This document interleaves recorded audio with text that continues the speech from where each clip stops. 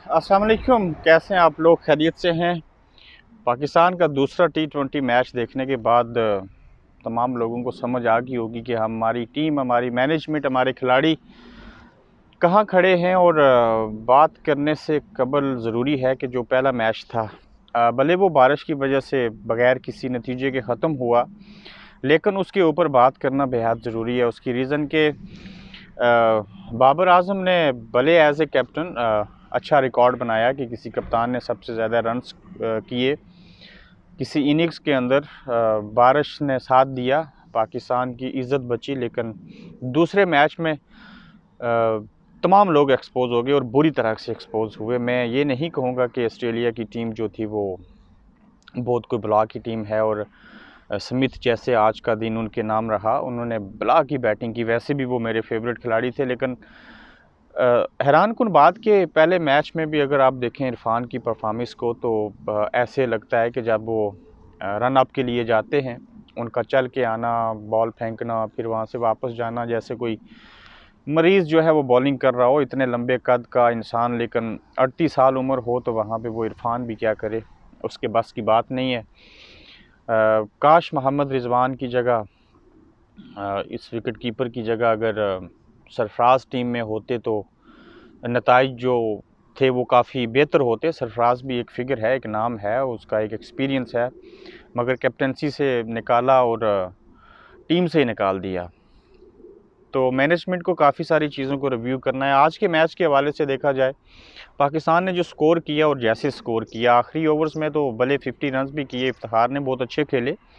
ज़ाती परफॉर्मेंस जैसे पहले मैचेस में हमें नज़र आई कि लगता था कि ये खिलाड़ी जो हैं वो अपनी ज़ाती कारकर्दगी को बढ़ाने के लिए खेल रहे हैं। तो इस मैच में जो आज का टारगेट था दूसरे T20 मैच के अंदर, मेरे ख़्याल से T20 दुनिया की नंबर 1 टीम और दुनिया का नंबर 1 प्लेयर, उनको ये ज़ेब नहीं देता कि वो इस तरह से बैटिंग करे वो टीम, और उसके पास ये टाइटल रहे, ये रिकॉर्ड रहे कि वो दुनिया की नंबर 1 टीम है। जो टीमें दुनिया की नंबर 1 टीम कहलाती हैं, वो ना सिर्फ अपने खेल से, अपनी कारकर्दगी से दूसरों को दिखाते हैं कि हम वाकई नंबर 1 टीम है, बल्कि वो जीत कर और अपनी उस तरह की परफॉर्मेंस दिखाते हैं कि जिसके बाद देखने वालों को भी लगता है कि वाकई इस टीम को दुनिया की नंबर 1 टीम होना चाहिए। अब बाबर आजम ने पहले मैच में तो स्कोर तो किए, लेकिन क्या आपको लगता है कि एक कैप्टन हो के इंसान 15 ओवर खेल रहा है और उसके बावजूद उसका जो स्कोर है, जो उसका रन रेट है, वो इस लेवल का है? ऐसे चीज़ें नहीं चल सकती। और T20 की जो क्रिकेट है, उसके लवाजमात और जो उसके हालात हैं वो पहले वाले नहीं रह चुके, वो बदल चुके हैं। और बिलखसूस ऑस्ट्रेलिया के अंदर जब आप खेलने के लिए जाते हैं तो वहाँ का इन्वायरमेंट, पिचेस, मौसम, सारी चीज़ें डिफरेंट होती हैं। और हम पता नहीं क्यों दुबई में अच्छा खेल लेते हैं, पाकिस्तान में कभी अच्छा खेल लेते हैं, खेले तो अच्छा खेले, ना खेले तो सत्यानाश हो गया। टीम की सूरत हाल ऐसी है, ये सारी मैनेजमेंट, कोच, चीफ सेलेक्टर, बाहर से लोगों को लेके जाना, कप्तान को चेंज करना, नए खिलाड़ियों को मौका देना, कन्फ्यूजन है। मेरे ख्याल से किसी को ये समझ नहीं आ रही कि वो टीम में अपनी जगह बनाने के लिए खेलेगा या टीम के लिए खेलेगा। तो आज का मैच ऑस्ट्रेलिया के जीतने से और पाकिस्तान के हारने से समझ लें कि सीरीज़ तो हमसे चली गई। कोई मौजज़ा हो जाए कि हम दूसरा मैच जीत के इसको टाई कर दें, और उसके बाद अगर हार गई अगला मैच भी, तो जो ये टाइम गुजरेगा, मज़ीद पाकिस्तानी टीम मैचेस खेलेगी, तो मेरे ख़्याल से नंबर 1 की जो पोजीशन हमारे पास है, जो पॉइंट्स टेबल हैं, वो भी थोड़े अरसे के बाद मुझे लगता है कि हालात पलटा खा जाएंगे। हम इंग्लैंड को या ऑस्ट्रेलिया को या किसी और टीम को T20 की नंबर 1 टीम देखने को हमें मिलेगी। लेकिन ख़ास ये थी कि ये ऑस्ट्रेलिया का टूर पाकिस्तानी टीम का एक बहुत बड़ा और कड़ा इम्तहान था।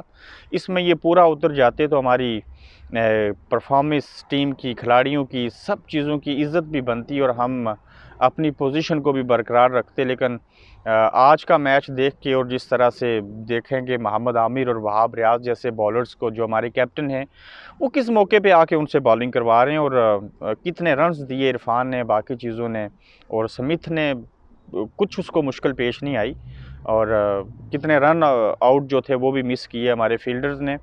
तो हर शुबे के अंदर, चाहे बॉलिंग है, बैटिंग है, कीपिंग है, फील्डिंग है उसमें हमारे अंदर खामियां मौजूद हैं, और ये खामियां हमें उस वक्त नज़र नहीं आती सिर्फ कि जब हम हार जाते हैं।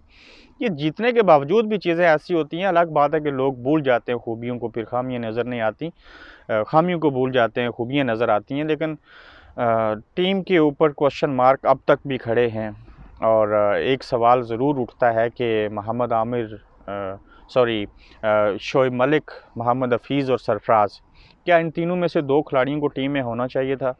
ये जो नए तजर्बात हम कर रहे हैं, ये आखिर हम कब तक करेंगे?